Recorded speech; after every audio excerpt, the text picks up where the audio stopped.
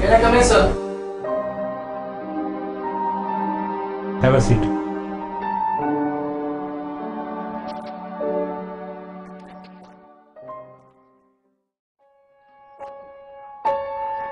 Science. Science, science, science. Science requires proof. As this is my first class with you, I'll explain it my way. You are Muslim, right? Yes, sir. So you believe in God? Absolutely, sir. Is God good? Of course, sir. Is God all-powerful? Yes. My brother died of cancer, although he prayed to God to heal him. Most of us would attempt to help others who are ill, but God didn't. How is this God good then? You can't answer, can you? Let's start again, young fella. Is God good? Yes, sir. Is Satan good? No. Who created Satan? God. That's right. Tell me, son, is there evil in this world? Yes, Professor.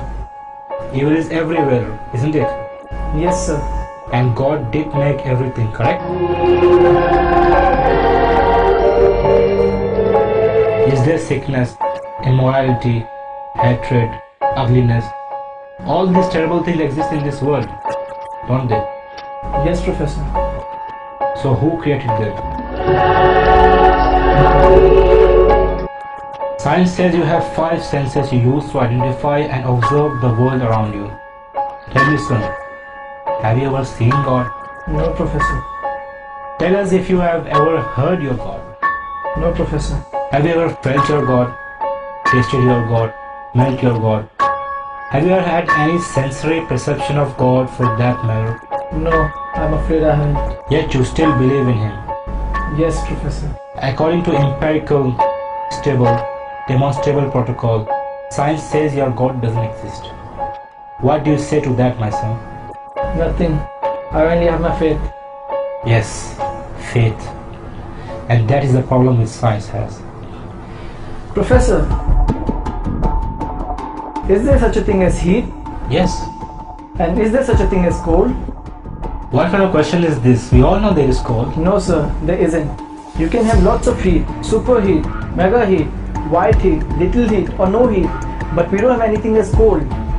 We can hit 458 degrees below zero, which is no heat, but we can't go any further after that. There is no such thing as cold. Cold is only a word we use to describe the absence of heat. We cannot measure cold. Heat is energy. Cold is not the opposite of heat, sir, just the absence of it. What about darkness, Professor? Is there such a thing as darkness? Yes, what is night if there isn't darkness? You're wrong again, sir. Darkness is the absence of something. You can have low light, normal light, bright light, flashing light. But if you have no light constantly, you have nothing. And it's called darkness, Professor. In reality, there is no such thing as darkness. If it is, you will be able to make darkness more darker, wouldn't you? So what's the point you're trying to make, young man? Sir, my point is your philosophical premise is flawed. Flawed? Can you explain how? Sir, you are working on the premise of duality. You argue that there is life and then there is death. A good God and a bad God. You are viewing the concept of God as something finite, something we can measure. Sir, science can't even explain a thought. It uses electricity and magnetism, but has never seen, much less fully understood either one.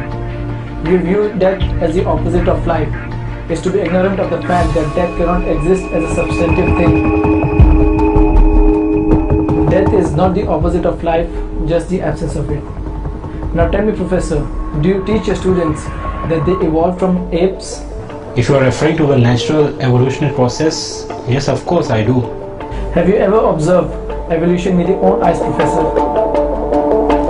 Since no one has ever observed the process of evolution at work and cannot even prove that this process is an ongoing endeavor, are you not teaching your opinion, sir? Are you not a scientist, but a preacher, Professor? Is there anyone in the class who has ever seen Professor's brain? No one appears to have done so. So according to the established rules of empirical, stable, demonstrable protocol, science says that you have no brain, sir. With all due respect, sir, how do we then trust your lectures, Professor? I guess you will have to take them on faith, son. That is it, Professor. The link between man and God is faith. Professor, it is not necessary to see something to believe in it. Sir, have you seen your 10th grandfather? No? So then how can you prove that he existed? My presence proves existence because I have come from him. Exactly, Professor. The existence of this universe and life proves that there is a creator. That is all that keeps things moving and alive. Take your seat.